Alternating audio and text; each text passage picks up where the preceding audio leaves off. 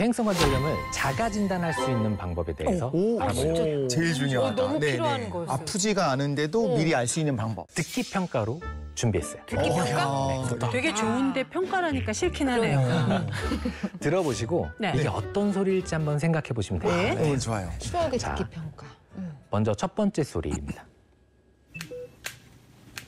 이게 몸 소리예요? 네. 몸에서 나는 소리? 네. 이런 거 아니고 너무 맑은데? 가만히 있다가 뭐 갑자기 일어나거나 할 때 뚝뚝 하는 느낌. 흔히 들어본 소리이기 때문에 그렇게 거부감이 크진 않으실 거예요. 이런 데 뚝뚝 네, 소리? 뚝뚝 소리 나는 그런 소리죠. 그래서 힘줄이나 인대가 이 뼈나 관절을 이렇게 타고 넘어가면서 딸깍딸깍 소리가 나는 그런 소리입니다. 통증이 없고 그런 소리가 맑은 소리가 난다면 큰 문제 없이 그냥 파핑음이라고 생각하시면 돼요. 괜찮은 거죠, 일어나는 네, 정상적인 괜찮아요. 상황이다. 정상적인 상황. 그럼 두 번째 소리 네. 다시 들어볼게요. 이 소리 왜 이렇게 아파? 이거는 뭔가 뚝 해서 뭔가 긁히는 너무 막 뚜둑. 연결음이 들리는데. 뭔가 맞아요. 부러지는 소리 같기도 이거 아까 안 맑아, 맑았는데 소리가? 얘는 뼈 소리가 나.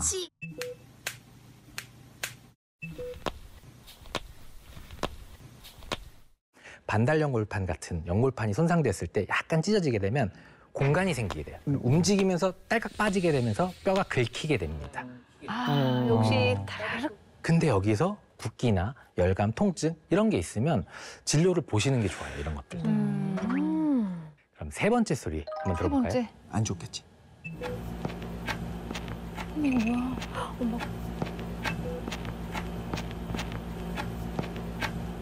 뭐가 막 이거 긁히는 완전 소리인데? 그거는 완전 사각사각 소리 뭔가. 닳아서 이 물렁뼈가 닳아서 울퉁불퉁한 뼈의 면에 긁히면서 나는 소리예요. 관절염으로 되게 심각한 건 세 번째 소리가 위험한 소리라고. 네, 맞습니다. 통증도 심하기 때문에 네. 적절한 치료가 필요한 상태입니다. 네, 사람의 움직임에서 가장 큰 동력이 되는 게 바로 무릎 관절이거든요. 그렇기 때문에 무릎 관절 건강이 나빠졌다는 건 곧 엔진이 망가졌다고 볼 수 있는 거예요. 그래서 연골의 유통기한을 늘리기 위해서 앞으로 이것만큼은 멀리하라고 말씀드리고 싶어요. 꿀팁들. 뭘까요? 꿀팁. 온돌방이에요. 온돌이요? 온돌? 뜨끈뜨끈 지지기 좋지 운동 않나요? 안 네. 돼요? 자, 온돌방의 그 따뜻한 걸 제거하고 한번 생각해 볼게요. 좌식 생활로 인해서 쪼그려 앉아있기라든가 양반다리 같은 무릎 건강에는 그렇게 바닥에 앉아있는 게 좋지만은 않습니다.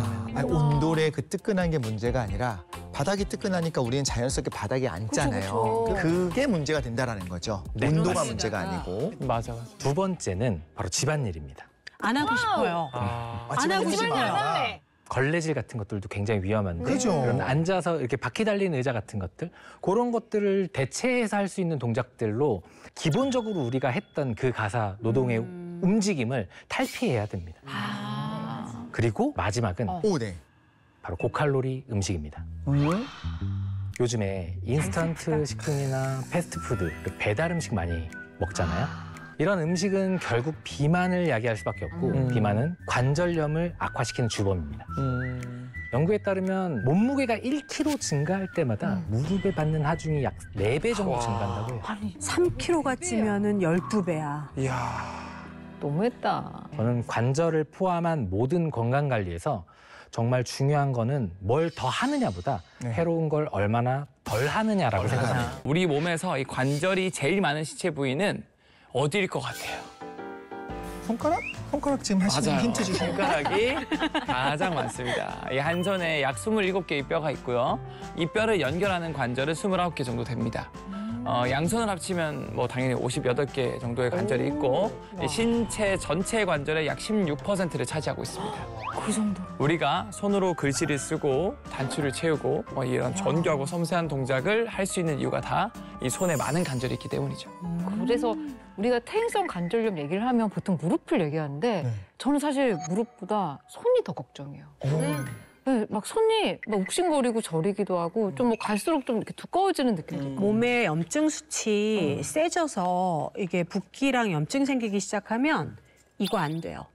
뚜껑을 열기가 너무 힘들어지고 이게 잘 안 돼요. 섬세하고 미세한 것들이 잘 안 돼요. 맞아요. 실제로 무릎 다음으로 소행성 관절염이 자주 발생하는 부위를 꼽아보자면 손가락이 되는 건데 손가락도 무릎이랑 마찬가지로 손가락 관절의 연골이 쓰다 보면 얼마나 많이 쓰겠어요. 조금씩 닳아서 없어지면서 통증도 일어나고 또 뻣뻣함 이런 것들이 증상이 생기는 건데 손을 제일 많이 쓰는 분들 특히 이제 중년 여성들에게서 좀 많이 나타난다고 해요. 그래서 심하면 아프다 보니까 또 염증이 생기다 보니까 손가락 모양이 변형되고 휘기도 하고 이런 모습들이 나타난다. 그러다가 근데 뭐 손가락뿐만 아니라 이제 이런 관절염 있는 분들이 거의 뭐 불구덩이 속에서 타들어가는 그 정도 통증이라고 제가 들었는데. 너무 아프니까. 맞아요. 통증 네. 수치를 정리해 보면 치통, 출산, 통풍 등의 통증 수치를 뛰어넘는 게 이런 퇴행성 관절염의 말기의 통증이라고 그래요.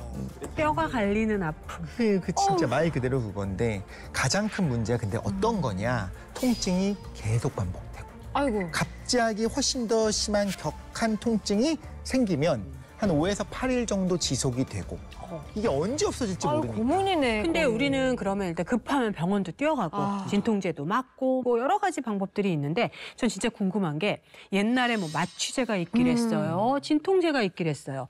옛날엔 도대체 이 통증들을 어떻게 해결을 했을까요? 그러니까. 인간의 이런 통증 관련한 재밌는 역사적 사례가 많이 있습니다. 1991년 이 알프스 빙하에서 등산객 부부에 의해서 한 남성이 발견됩니다. 무려 5,300년 전 빙하 속에서 묻혀서 있다가 이제 5,300년 만에 발견이 된 거죠. 이 아이스맨 웨치라는 이름이 붙여졌는데요. 보존이 아주 잘 된 상태로 발견된 덕분에 당시에 그 사람이 어떤 생활을 했는지, 어떤 음식을 먹었는지, 어떤 질병 상태를 가지고 있었는지를 연구할 수 있었어요. 연구자들은 웨치의 몸에서 이 고대 인류가 관절염 때문에 너무 통증이 심하니까 이런 거 좀 극복하려고 이 사투를 벌였던 흔적들을 많이 발견했는데 그래요? 과연 뭐였을 것 같아요? 이 통증이 너무 심하니까 치통, 두통보다 더 아픈 통증을 버티기 위해서. 5,300년 전에 사람이 어떻게 버텼을까, 통증을? 동물의 뼈나 이런 걸 가지고 압박을 해놨나? 부목 같은 걸 댔다든가. 힌트를 주자면 이런 거예요. 침? 침과 비슷한데 아 문신. 정확합니다.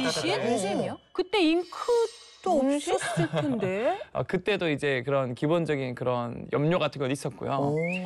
이 통증과의 사투의 흔적은 바로 문신 정답이고요. 웨치의 몸에서는 총 61개의 문신이 발견되었다고 합니다. 웨치의 몸을 CT로 쫙 스캔해보니까 문신의 위치가 주로 척추나 무릎, 발목, 어깨 같은 곳에 많이 있었고요. 특히 이제 관절염이 생길 수밖에 없는, 그렇네. 생길 수 있는 부위잖아요. 네. 아 근데 거기를 찌르면 뭔가 침 같은 그 효과도 기대해 볼 수 있겠다. 그게 있었을 것 같고 침으로 찌르면서 또 하나는 당연하게도 주술적 의미가 있지 않았을까. 우리가 뭐 그림을 지났을 그려놓으면 때. 무서워서 병마가 도망간다. 그런 식으로도 있을 수 있을 것 그럴 수 같아요. 있겠다. 그렇겠네. 그래서 근데 이게 뭐 단기적으로는 그럴 수 있다 치지만 나중에는 더 고생하셨을 것 같아요. 그렇죠? 맞습니다. 관절염을 제대로 치료하지 않으면 위험한 이유가 또 있습니다. 혹시 스노볼 효과라고 들어보셨나요? 네. 그 뭐 스노우볼이요? 비슷한 거 나비 효과 같은 거죠. 눈사람 만들 때 굴리면. 눈이 스노볼이 굴러가면서. 굴리면 점점 커지니까. 일이 점점 커지네. 커지네. 이거는. 놔두면 커진다. 관절염으로 인해서 스노볼 효과가 어마어마합니다. 우리 몸이 어디 한 군데가 아프면 그리고 관절염이 생기면 순차적으로 다른 관절에도 영향을 미치게 되고요. 특정 부위에서 이제 통증이 생기게 되면 무의식적으로 내가 여기 오른발이 아프면 왼발로 더 그치. 체중을 지지하려고 하는 것처럼 보상적인 사용을 하게 될 수밖에 없습니다. 문제는 보상적인 사용을 하기만 할수록 안 쓰던 관절을 더 쓰게 되니까 과부하가 걸리게 되고 다른 관절을 더 많이 악화되게 만드는 아이고야. 거죠. 근데 실제로 연구에 따르면 무릎 골관절염 환자의 경우에 보상적인 사용으로 인해서 반대측 무릎의 관절염의 발병률이 정상인보다 높다라는 결과도 나왔습니다. 당연히 그렇겠죠. 이게 전염이라는 표현보다는 전이가 맞겠네. 이 관절은 다 돌아다니겠네요, 결국. 맞습니다. 그런데 그게 이제 한쪽 다른 자세를 너무 많이 쓰면서 이제 과부하 걸리는 거일 수도 있겠지만 그 부분도 있겠지만 실제로 관절염이 염증이잖아요. 그 염증성 물질이 혈액을 타고 우리 몸을 돌아다니다 보니까 원래는 그냥 괜찮아야 되는데 다른 부위가 실제로 불이 번지는 것처럼 어디든 염증이 될 수 있는 준비를 하고 있는 거예요. 실제로 미국의 한 연구팀이 관절 통증을 그냥 방치를 해놨을 때 어떻게 되느냐 봤더니 실제로 뇌 기능이 저하된다라고 하는 임상 연구 발표가 있었습니다. 아이고야. 관절 통증 기간이 1년 늘어날 때마다 뇌 용적이 부피가 1.3 세제곱센티미터씩 감소한다라고 하는 이 연구 내용을 통해서 관절염이 결국에는 치매 제일 무서워하는 그 치매까지 연결되고 영향을 미칠 수 있다라는 걸 우리가 확인할 수가 있는 거죠. 심염입니다, 이게. 마음의 염증. 맞아요. 마음까지 생기는 거예요. 움직이지도 아이고야. 못해. 자꾸 우울해져. 정말 이 스노우볼이란 그 효과라는 게 딱 맞는 것 같아요. 실제로 이 퇴행성 관절염이 이 우울증을 유발하거나 심화시킨다는 연구 결과가 있습니다. 관절염 환자 중에서 약 45%가 우울증을 동반을 하고요. 그 절반이구나. 또 다른 2차적인 건강 문제까지 이어진다는 발표도 있었습니다. 그리고 이 우리나라 골관절염 환자 중에 우울증 가진 사람이 11.2%로 이 고혈압이나 당뇨, 암보다 많다는 통계도 있었는데요. 퇴행성 관절염이 이 정신적으로 정말 큰 고통을 주는 질환이라는 사실을 꼭 기억하시기 바랍니다. 문제는 관절염은 네. 고통이에요. 근데 그 고통 생각해보면 좀 말도 안 되는 일들이 벌어집니다. 예를 들면 간접적으로 엄청난 영향을 주는 사례를 좀 하나 말씀드릴게요. 2024년 12월 우리나라가 초고령 사회로 진입을 했다라고 하는데 이제 65세 이상 주민등록 인구 수가 전체 주민등록 인구 수 20%를 차지하게 된 겁니다.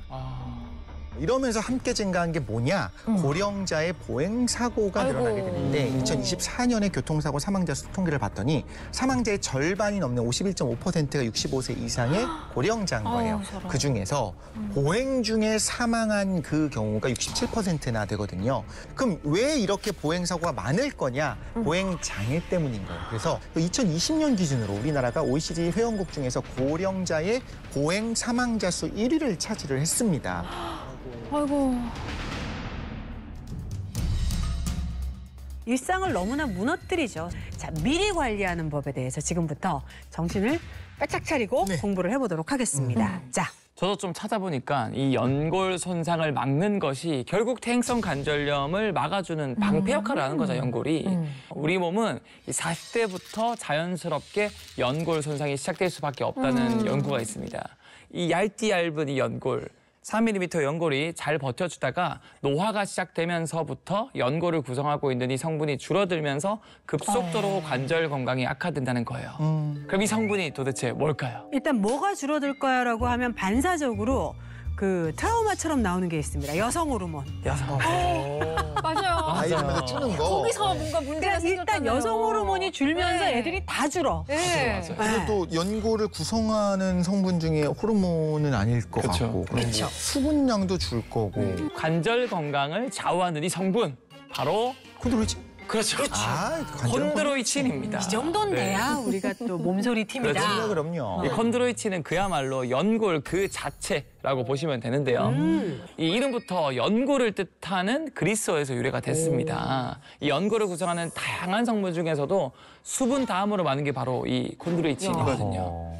비율로 따지면 3분의 1 정도라고 하니까 핵심 중에 핵심 성분이라고 볼 수 있겠죠. 그렇죠. 이제 우리 모두가 너무 많이 들어서 너무 익숙한 콘드로이친이고 근데 이렇게 유행하게 된 거는 생각보다는 그렇게 오래되지 않았습니다. 언제부터 시작했느냐? 97년에 미국에서 관절염 치료법이라고 하는 책이 하나 발간이 되는데 저자는 미국 애리조나 의과대학의 제이슨 테오도사키스 교수가 쓴 겁니다. 이 책의 내용을 살펴봤더니 본인이 직접 관절염으로 너무 오랫동안 고통을 받았고 관절염을 고치기 위해서 수많은 약을 연구하다가 알게 된 게 콘드로이친이다라는 걸 알게 된 거예요. 근데 실제 본인도 계속 이제 관절염을 알았으니까 이제 자신의 연골도 혹시나 콘드로이친이 부족해서 발생할 수 있는 게 아닐까 싶어서 직접 몸에다가 콘드로이친을 보충해서 채워본 거죠.